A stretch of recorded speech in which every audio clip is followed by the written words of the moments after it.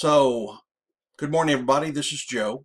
Wanted to show you the main reason, or one of the main reasons, driveways break up and disintegrate. And you're looking at it right there. Yep, your trees. Now, I've picked this picture.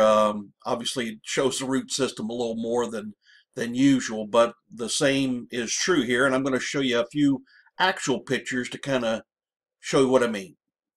So here's an actual driveway that we went and looked at. The guy was wanting to try to get it repaved or maybe do concrete. Sometimes the shorter paved driveways can be done in concrete for the same price or maybe even a little less. But you'll see right up here at the top right, there's a big old, I think it was an elm tree that hadn't been diseased, and he wanted to keep it, was very dear to him, and that's fine.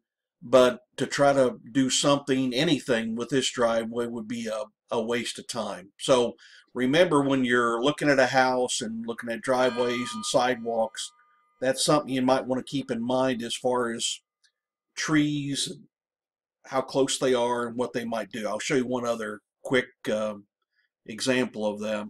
In the back near his uh, deck, he had another tree, and I took a close-up of this crack. That's pretty bad, one of the worst I'd seen.